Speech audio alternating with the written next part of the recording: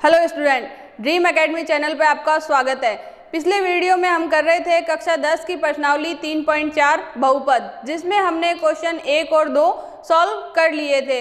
आज हम करेंगे जो 3 लास्ट के क्वेश्चन हैं, थोड़े डिफरेंट टाइप के हैं, उनको हम सॉल्व करेंगे।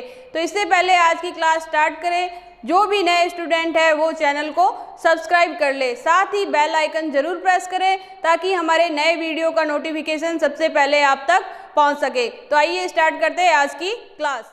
तो 3 नंबर जो क्वेश्चन है इसमें पूछा गया है कि 2 क्रमागत विषम धनात्मक पूर्णांक हमें ऐसे ढूंढने हैं जिनके वर्गों का योग क्या होगा 290।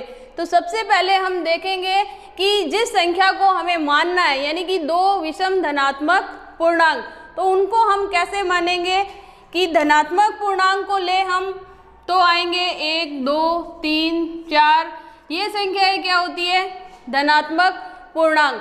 अब इनमें से भी इसने कैटेगराइज कर दिया कि हमें कौन सी लेनी है विषम संख्याएं, यानी कि हमें अगर 1 लेते हैं तो अगली आएगी 3, फिर आएगी 5, यानी क्रम से चले, विषम हो और धनात्मक पूर्णांक हो। तो इनको हम कैसे मानेंगे कि मान लो हमने एक x माना है, तो हम 2 क्रमागत धनात्मक पूर्णांकों में कितने का अंतर आता है, तो इन दोनों में देखेंगे तो +2 का, फिर इसमें देखेंगे तो +2। तो अगर हम एक को x मानते हैं तो दूसरी हमें क्या माननी पड़ेगी x + 2।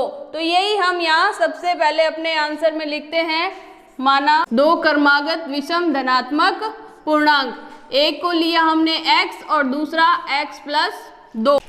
अब प्रश्नानुसार क्या लिखेंगे हम कि जो हमें क्वेश्चन में दिया हुआ है कि जो 2 धनात्मक पूर्णांक हमने माने हैं x और x + 2, तो उनके वर्गों का योग, तो पहले का वर्ग किया, दूसरा हमने माना था x + 2, इसका वर्ग, और इन दोनों का योग कितना है 290। तो इस तरीके से हमने सबसे पहले एक समीकरण बनाई। अब हम इसको सॉल्व करते हैं। तो पहले में लिखा हुआ है x², इस फॉर्मूले को खोलेंगे हम a + b की होल स्क्वायर, ये सर्वसम्मिका लगा के हम इस फॉर्मूले को खोलेंगे। तो इसका क्या लिखते हैं हम, a का स्क्वायर + 2ab और प्लस b का स्क्वायर। तो इससे हमने खोला x² + 4x + 4 बराबर में 290। अब हम देखते हैं कि जो मान जुड़ रहे हैं, जैसे x² और x² जुड़ जाएगा 2x², फिर 4x + 4, 290 जो बराबर के उस साइड है उसका हम यहाँ क्या करेंगे, पक्षांतरण करेंगे। तो इधर ये प्लस का था, बराबर के इस साइड आएगा तो माइनस का। तो अब -290 में से ये प्लस का 4 घट जाएगा, तो हमारी समीकरण बनेगी 2x² + 4x और माइनस, इन दोनों में से क्या है संख्या, माइनस की संख्या बड़ी है, तो ये आ जाएगा 286 बराबर 0। अब ये क्या हो रही है कि x में 2 घात की समीकरण बन रही है, यानी द्विघात समीकरण है। लेकिन हम क्या देखते हैं कि इन तीनों में ही 2 कॉमन आ रहा है, तो हम क्या करते हैं, इनमें कॉमन लेके इक्वेशन को थोड़ा छोटा कर लेते हैं। तो ये 2 कॉमन आने से इक्वेशन बन गई हमारी x² + 2x - 143 बराबर 0। अब ये जो गुणा में 2 है बराबर के उस साइड जाएगा तो बटे में, 0 के बटे में 2 जाएगा तो 0 हो जाएगा। अब जो मेन फाइनल हमारी द्विघात समीकरण आती है वो ये है। अब जो हमने 3 विधियां सीखी थी द्विघात समीकरण को हल करने के लिए, कि गुणनखंड विधि, पूर्ण वर्ग विधि और श्रीधराचार्य सूत्र से इसको हल करना, तो जिससे भी आप इसको इजी समझते हैं उसको हल कीजिए। यहाँ पर हम मान लीजिए इसको गुणनखंड विधि से हल करें, तो हमारे पास x का गुणांक कितना है 2। तो हमें क्या करना है, हमने गुणनखंड विधि में सीखा था कि जो भी x का गुणांक है उसके ऐसे 2 टुकड़े करने हैं कि गुणा करने पर तो क्या है 143 जो कि है माइनस का, और जोड़ने या घटाने पर यही वापस आना चाहिए। तो हमने ऐसे कौन से टुकड़े करेंगे, तो हमारे पास है कि अगर हम 11 और 13 की गुणा करवाएं तो क्या आएगा 143, लेकिन हमें क्या लेके आना है माइनस का 143। तो अब हम देखते हैं कि -11 के आगे लगेगा तो भी 143 आ जाएंगे माइनस के, अगर 13 के आगे लगेगा तो भी 143 माइनस के आएंगे। लेकिन ये डिसाइड किससे होगा, ये डिसाइड होगा हमारे इस पद से, जिसे हमें क्या लेके आना है प्लस के 2। तो इसे हमें ये ध्यान रखना है कि ये जो दो टुकड़े सोचे हैं इसमें से प्लस वाली संख्या तो बड़ी होगी और जो छोटी संख्या है वो माइनस की। ऐसा क्यों? क्योंकि -11 और प्लस के 13 होंगे तो ये दोनों घटेंगे और जो प्लस का चिन्ह है वही इसके आगे लगेगा। तो ये टुकड़े हम इसकी जगह लिख देते हैं। नेक्स्ट हमारा काम है दो दो पद में से कॉमन लेना। x कॉमन लिया प्लस 13x बाहर जा चुका है, फिर इन दोनों में से कॉमन लेंगे तो एक तो माइनस कॉमन आ रहा है, दूसरा क्या कॉमन आ रहा है 11। तो ये कॉमन लिया, यहाँ बचा x, माइनस बाहर जा चुका है तो यहाँ बचेगा प्लस का, फिर 143 में 11 का भाग देंगे तो आएगा 13 बराबर में 0। अब हम देखते हैं कि दोनों तरफ क्या हो रहे हैं, एक जैसे ब्रैकेट बन रहे हैं तो इनको हमने यहाँ कॉमन ले लिया।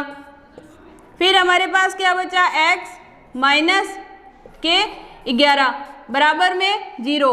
अब हमें क्या करना है, एक बार इसको बराबर में 0 रखना है और एक बार इस ब्रैकेट को बराबर में 0 रखना है।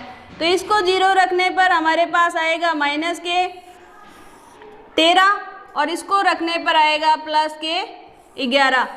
अब हम वापस अपने शुरुआत में जो हमने माना था उस पर चलते हैं कि हमने क्या माना था कि दो क्रमागत विषम धनात्मक पूर्णांक, तो धनात्मक लेंगे इसलिए ये तो x का मान क्या आ गया माइनस में, तो इसको तो हम क्या कर देते हैं अमान्य, ये माइनस में इसलिए हम इसको अमान्य। अब लेते हैं हम ये 11 का मान, यानी x के जो मान है वो 11, ये वापस रखेंगे इस संख्या में। तो हमने जो दो धनात्मक पूर्णांक माने हैं वो आ जाएंगे कि x और x प्लस 2 थे, तो x का मान आया 11 और दूसरा मान यहाँ रखेंगे x का, तो 11 प्लस 2 हो गए 13। तो ये हमारा मेन फाइनल आंसर आता है जो क्वेश्चन में पूछा गया था कि दो धनात्मक पूर्णांक है 11 और 13 जिनके वर्गों का योग क्या आएगा 290। तो इस तरीके से इस क्वेश्चन को सॉल्व करेंगे। नेक्स्ट जो क्वेश्चन है उसमें क्या पूछा गया है कि हमें दो संख्याएं ऐसी ढूंढनी है कि जिनके वर्गों का अंतर तो 45 हो और साथ में ही छोटी संख्या का जो वर्ग है वो बड़ी संख्या का 4 गुना है। तो इसके अकॉर्डिंग हम क्वेश्चन सॉल्व करते हैं। तो सबसे पहले मान लो हमने माना दो संख्याएं x तथा y है, साथ में ही यहाँ हम मान लेते हैं कि x जो है वो y से बड़ा है। अभी यहाँ हमें कुछ भी पता नहीं है तो हम किसी को भी बड़ा मान सकते हैं। फिर प्रश्नानुसार, अब प्रश्न में क्या दिया गया है, दोनों के वर्गों का अंतर, तो बड़ी वाली संख्या का वर्ग पहले आएगा और छोटी वाली संख्या का वर्ग इसमें से घटेगा। तो दोनों के वर्गों का अंतर कितना दे रखा है 45। तो इसको हम दे देते हैं समीकरण नंबर 1। नेक्स्ट उसने क्या कहा है तथा कि छोटी संख्या जो है, तो छोटी संख्या क्या है y, तो y का वर्ग, ये यहाँ दिया हुआ है कि छोटी संख्या का वर्ग जो है वो बड़ी संख्या का 4 गुना है। तो ये छोटी संख्या y था, उसका वर्ग बड़ी संख्या है x और उसका 4 गुना, इसको दे देते हैं हम समीकरण नंबर 2। तो ये दो समीकरणें हमारे पास बन गई। अब हम क्या करेंगे कि ये x square minus y square है, इसमें y स्क्वायर का मान समीकरण 2 से रख देते हैं। तो ये हम यहाँ लिखते हैं समीकरण 2 से समीकरण 1 में मान रखने पर, तो रखते हैं x स्क्वायर माइनस जहाँ वाई स्क्वायर था वो समीकरण 2 से मान रख दिया 4x बराबर में है हमारे पास 45। अब हम क्या करेंगे 45 का इधर पक्षांतरण करवा देते हैं, तो x स्क्वायर माइनस 4x, ये प्लस का 45 था, इधर आएगा तो माइनस का 45 बराबर में 0। अब हम क्या देखते हैं कि ये हमारे पास बन जाती है द्विघात समीकरण। अब इसको चाहो तो आप श्रीधराचार्य सूत्र से करिए या गुणनखंड विधि से या पूर्ण वर्ग विधि से। तो मान लो हमने इसको गुणनखंड विधि से ही हल किया तो हमें इस 4 के 2 टुकड़े करने हैं। तो इसको भी मैं फिर से एक्सप्लेन कर देती हूँ कि हमें -4 के ऐसे 2 टुकड़े करने हैं कि उनको जोड़ने पर तो यही वापस आए और उन 2 टुकड़ों को गुणा किया जाए तो हमारे पास क्या आ जाना चाहिए, ये -45 आ जाना चाहिए। ठीक है, तो हम इस -4 के क्या टुकड़े करेंगे कि गुणा करने पर तो हमारे पास -45 आए। तो 45 के लिए 9 और 5, 9 पंजे 45। ठीक है, अब इनकी गुणा करने पर तो 45 आ रहे हैं, लेकिन हमें क्या चाहिए, माइनस के 45। तो अगर हम यहाँ माइनस लगाते हैं तो भी माइनस के 45 आ जाएंगे, और इसको माइनस ना करें इसको करेंगे तो भी माइनस आ जाएगा। लेकिन इन दोनों के चिन्ह कहाँ से निर्धारित होंगे, इस जगह से कि हमें क्या चाहिए, -4। इट मीन्स इनमें से जो बड़ी संख्या है उस पर माइनस लगेगा। तो ये तो आएगा -9 और +5। तो दोनों के चिन्ह अलग अलग हो गए, तो घटेंगे तो क्या आएगा हमारे पास, -4। ठीक है, तो ये हमारे इस -4 के 2 टुकड़े हुए, जिसको हम यहाँ लिखते हैं -9 और +5। -45 बराबर 0। अब इन दोनों में से कॉमन लेना है और इन दोनों में से हमें कॉमन लेना है। तो इसमें से क्या कॉमन आएगा, x -9। इन दोनों में से क्या कॉमन आएगा, हम देखते हैं 5 ही कॉमन आएगा। तो यहाँ क्या बचा, x, ये माइनस, और 45 में जो कॉमन लिया उसका भाग देंगे तो क्या आएगा, 9। तो हम पहले भी इसके बारे में चर्चा कर चुके हैं कि जब भी टुकड़े करते हैं तो दोनों जो ब्रैकेट है उनमें मान क्या आने चाहिए, एक जैसे आने चाहिए। तो इनमें दोनों ब्रैकेट के मान समान है, तो हमने x -9 दोनों में से कॉमन ले लिया। तो पीछे क्या बचा, x प्लस का प्लस और ये 5 बराबर में 0। अब हम क्या करेंगे, एक बार इस ब्रैकेट को 0 के बराबर और एक बार इस ब्रैकेट को बराबर में 0 रखेंगे। इसका पक्षांतरण करेंगे तो +9, क्योंकि इधर माइनस का था, और इधर हम देखते हैं कि +5 है, बराबर के उस साइड जाएगा तो -5। तो अब ये आ गए हमारे पास x के 2 मान।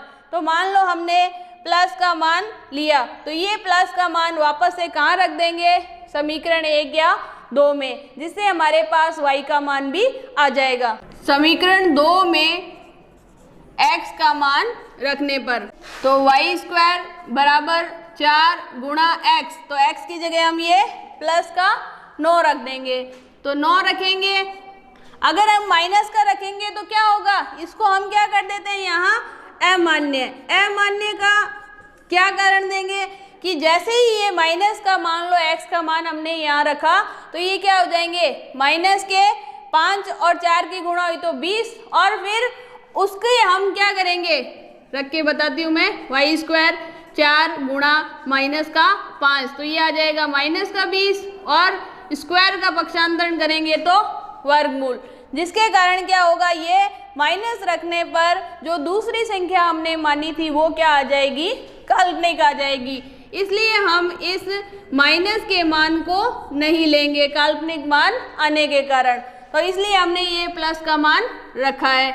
दोनों की गुणा कराई आया 36, स्क्वायर का इधर पक्षांतरण करवाएंगे तो क्या हो जाएगा, स्क्वायर रूट, और स्क्वायर रूट हटेगी तो क्या मान आएगा, 36 का वर्गमूल होता है 6, जो चाहे प्लस में लो या माइनस में, दोनों मान आएंगे प्लस और माइनस में। तो इसके साथ ही हमारे पास x के मान भी आ चुके हैं और y के मान भी आ चुके हैं, अतः हम यहाँ लिख देते हैं, अतः दोनों संख्याएं x बराबर और y बराबर। x का मान हमने जब 9 लिया तो y का मान आया 6, तो 6 क्या लेंगे हम, प्लस में भी ले सकते हैं और माइनस में भी ले सकते हैं, और x का मान यही 9 लेंगे। तो चाहे हम एक्स वाई का ये जोड़ा रखें तो भी सही है और ये मान रखते हैं तो भी सही है। तो इस तरीके से दो संख्या हमने दी गई कंडीशन के अनुसार फाइंड की। नेक्स्ट जो हमारा क्वेश्चन है इसमें पूछा गया है कि 16 को हमें दो ऐसे भागों में बांटना है। बड़े भाग के वर्ग का 2 गुना है वो छोटे भाग के वर्ग से 164 अधिक आता है। तो इसको हम कैसे सॉल्व करेंगे कि सबसे पहले हम मानते हैं माना 16 के 2 भाग, तो इनको हमने क्या मान लिया, एक भाग x मान लिया, तो दूसरा भाग क्या होगा 16 माइनस x। ठीक है, अब इसको हमने कैसे माना है, चाहो तो आप सोच रहे होंगे कि इसको हम y मान लें, लेकिन हम जितनी अज्ञात राशियां लेके आएंगे तो उसको सॉल्व करना थोड़ा सा उतना ही कठिन होता है। इसलिए मैंने क्या किया है कि जो 16 था उसको 2 भागों में बांटा है, एक x तो वो 16 माइनस x। कैसे संभव हुआ कि जैसे मान लो हमने 9 के 2 टुकड़े किए कि एक मान लो मैंने कहा 2 है, तो दूसरा मान कैसे निकालोगे आप कि इस 9 में से ही तो 2 घटाओगे तो हमारे पास क्या आ जाएगा 7, तो ऐसे ही निकाला। ठीक इसी तरीके से मैंने इस 16 के 2 टुकड़े किए हैं। अब जो प्रश्न में दिया है उसके अनुसार हम चलते हैं। प्रश्नानुसार आगे क्या कहा है कि बड़े भाग के वर्ग का 2 गुना, तो अभी तक हमें इन दोनों में से बड़ा भाग किसका मानेंगे, तो यहाँ हम लिख देते हैं x is greater than 16 minus x। ठीक है, अब इसने कहा है बड़े भाग के वर्ग का 2 गुना, तो इसको लिख भी लेते हैं, वर्ग का 2 गुना किसके बराबर है, छोटे भाग के वर्ग से 164 अधिक। तो ये तो हमने जो क्वेश्चन में दिया हुआ था उसकी लाइन लिखी है। अब मैथमेटिकली फॉर्म में इसको कैसे लिखेंगे उसको हम देखते हैं कि बड़ा भाग क्या था हमारा x, तो x का स्क्वायर, फिर लिखा है उसका 2 गुना यानी कि 2x स्क्वायर, वो किसके बराबर है, छोटे भाग का वर्ग, तो छोटा भाग था 16 माइनस x, इसका वर्ग, और कितना अधिक है 164। तो इस तरीके से लिखने के बाद अब हम क्या करेंगे, इसको a माइनस बी के फॉर्मूले से खोलेंगे, पक्षांतरण करेंगे और फिर हमारे पास आएगी द्विघात समीकरण। तो इसको हम लिखेंगे 2x स्क्वायर बराबर, इसको a माइनस बी के फॉर्मूले से खोलते हैं तो आएगा 16 का वर्ग माइनस 2 गुणा a और b का गुणा, तो यहाँ 16 है a और b है x प्लस b का स्क्वायर। यहाँ तक तो हमने सिर्फ a माइनस बी के फॉर्मूले के अकॉर्डिंग लिखा है। आगे इसको सॉल्व करते हैं हम। 16 का वर्ग होता है 256, इन सब की गुणा कराते हैं तो 32x plus x square plus 164। अब हम देखते हैं कि इनको घटते क्रम में लिख लेते हैं, यानी x स्क्वायर माइनस 32x। अब क्या करते हैं, ये प्लस की है और ये प्लस की संख्या, तो इन दोनों को जोड़ देते हैं। इनको जोड़ते हैं तो आएगा हमारे पास 0 का 0 2 420 और बराबर के इस साइड है हमारे पास 2x स्क्वायर। अब हम क्या करेंगे, इस पूरी समीकरण को इधर पक्षांतरित कर देंगे। अब आप सोच रहे होंगे इस पूरी को यहाँ करेंगे तो इसको वहाँ कर दें, तो 2x को अगर हम इधर पक्षांतरित करेंगे तो हमारे पास x स्क्वायर का मान क्या आ जाएगा माइनस में। तो पूरी समीकरण माइनस में रहे, इससे अच्छा कि हम जो पहला गुणांक है उसको प्लस में रखें, इसलिए हम इस पूरे भाग को इधर पक्षांतरित करेंगे। प्लस का था इधर आएगा तो माइनस में, ये माइनस का था बराबर के इधर आएगा तो प्लस का 32x, ये प्लस का था इधर आएगा तो माइनस का 420 बराबर में 0। अब हम देखते हैं कि सिर्फ पहला पद है वही घट रहा है, बाकी में कोई डिफरेंस नहीं है। तो ये हमारे पास बन गई द्विघात समीकरण। अब इसको कैसे सॉल्व करेंगे, वही हमारे पास 3 विधियां जिससे भी आप उचित समझे। तो हम इसको करेंगे गुणनखंड विधि से।